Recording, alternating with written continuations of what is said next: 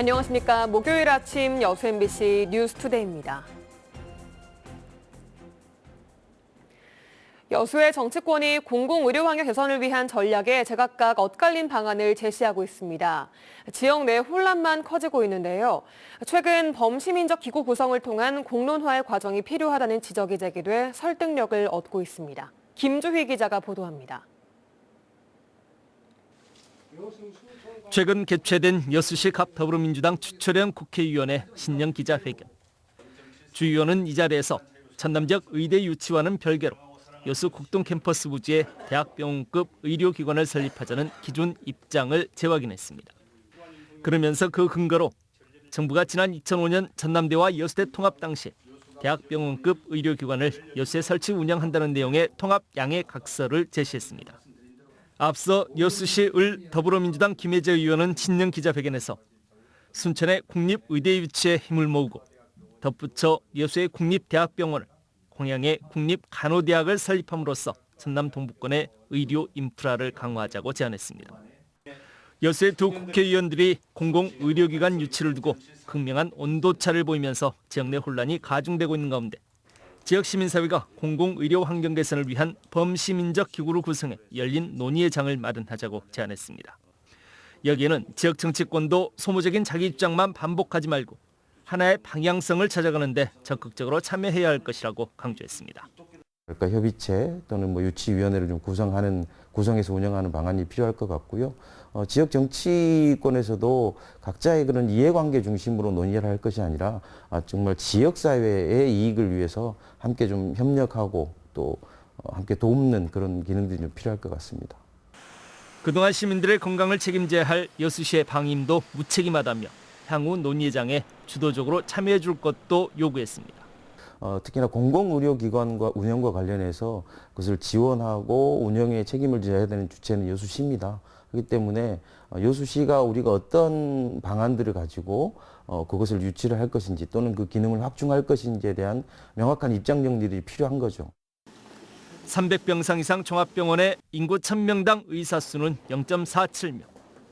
공공병원 설치율 33%로 전국 평균치를 밑도는 열악한 공공의료 서비스 환경의 전남.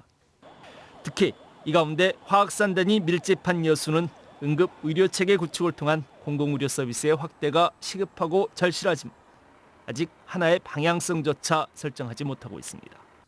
여수 지역 시민사회가 제안한 공론화 요구가 새로운 돌파구가 될 수 있을지 주목됩니다. MBC 뉴스 김주희입니다. 여순 사건 희생자 유족 신고기한을 연장하는 내용의 특별법 시행령 개정안이 입법 예고됐습니다. 개정안에는 여순 사건 희생자 유족 신고기한을 올해 12월 31일까지 연장하고 여순 사건 위원회의 공정성을 확보하기 위해 위원 제적 규정을 신설하는 내용 등이 담겨 있습니다. 개정안에 대한 의견 접수 기한은 다음 달 3일까지며 이후 법제처의 심사 등 관련 절차가 진행될 예정입니다. 구흥군이 운영하는 청년 창업농 임대형 스마트팜이 젊은 예비 농업인들의 귀농에 큰 도움이 되고 있습니다.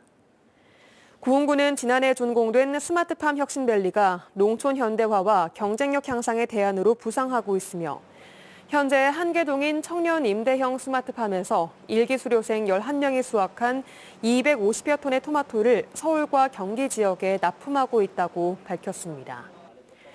구흥군은 올 상반기 안에 청년 임대형 스마트팜 2개 동을 추가로 준공하고 청년 창업교육 2기 수료생 가운데 성적 우수자 12명을 선발해 스마트팜 영농 기회를 제공할 계획입니다.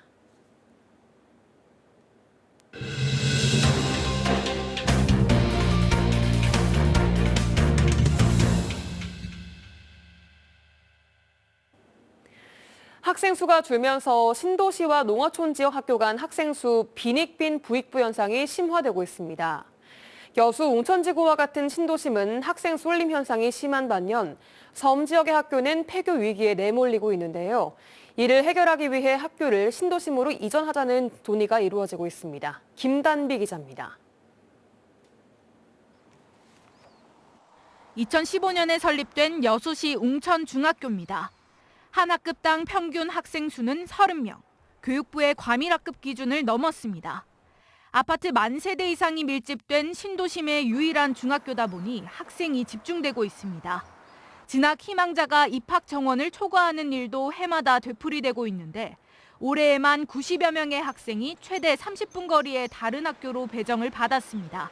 집 앞에 있는 학교를 놔두고 저 멀리 한 30-40분 걸리는 거리를 가야 되는 게 그런 학교 그쪽으로 배정이 될까 봐가 제일 걱정이 되고요. 여수 백야도에서 배로 20분 거리에 있는 섬 개도. 이곳의 유일한 중등 교육기관인 개도중학교는 학생이 없어 폐교 위기에 놓였습니다. 지난해 8명이던 재학생 수는 해마다 줄어 2027년이면 0명이 될 것으로 예상됩니다. 학생 수 감소로 동일한 지역 내에서도 학생 수 빈익빈 부익부 현상이 심화되고 있는 겁니다. 이를 해결하기 위해 농어촌 지역 학교를 신도심으로 옮기자는 목소리가 나오고 있습니다. 학교 신설이 어려운 상황에서 민원도 해소하고 폐교도 막을 수 있는 현실적인 대안이라는 이유에서입니다. 여수를 놓고 보면 학교를 신설하기에는 좀 문제가 있어 보이고 폐교 위기에 처해 있는데 웅천으로 이설하게 되면 학교 이름도 유지할 수 있고 여수교육지원청도 학교 이설에 대한 구체적인 검토에 들어갔습니다. 근데 이제 교육부 방침상 신설은 어려워가지고 이제 논의 중에 있는 건 이제 이설 쪽으로 한번 논의는 하고 있죠. 학생 수 감소로 순천 삼산중학교도 구도심에서 신도심으로 이전한 사례가 있는 만큼 학생 과밀화 해소를 위한 대안으로 학교 이설이 떠오르고 있습니다. MBC 뉴스 김담입니다. 여수시가 올해를 남해안 거점도시 도약을 위한 원년의 해로 선포하고 공약 이행에 속도를 내고 있습니다. 여수시는 올해를 민선 8기 출범 이후 남해안 거점도시 미항 여수로 새롭게 도약하는 실질적인 원년으로 삼고 최근 민선 8기 첫 조직 개편을 단행함으로써 7개 분야 73개 공약 실천을 위해 행정력을 집중하고 있습니다. 특히 시는 핵심 공약인 여수만 르네상스 실현을 위해 여수만 르네상스 TF팀을 신설하고 2026 여수 세계 섬박람회 성공 개최를 위해 섬박람회 지원과를 신설함으로써 권역별 특성에 맞는 종합계획 수립에도 본격 착수했습니다. 연료 가격 급등으로 인해 서민들의 부담이 가중되고 있는 가운데 지역 정치권이 전라남도를 상대로 에너지 재난지원금 지급을 촉구했습니다. 진보당 전남도당은 어제 도의회에서 기자회견을 열고 난방비와 전기료 등이 인상되면서 서민들이 고통을 겪고 있다며 전라남도가 모든 도민에게 10만 원의 에너지 재난지원금을 지급해야 한다고 주장했습니다. 전남도당은 에너지 재난지원금 지급에 필요한 예산은 1,800억 정도로 지자체와 협력한다면 충분히 실현 가능한 일이라며 광역의회와 기초의회를 중심으로 지급 촉구 활동을 펼치겠다고 덧붙였습니다. 전남은 민주당의 핵심 지지 기반이라고 할 수 있는데요. 전남의 대표적인 현안 사업이었던 흑산공항은 아이러니하게도 민주당이 아닌 보수정부가 시작하고 보수정부가 매듭짓게 됐습니다. 흑산공항이 대선 전국과 여야 정쟁의 도구로 쓰이나 싶더니 순식간에 현실화됐습니다. 김진선 기자가 보도합니다.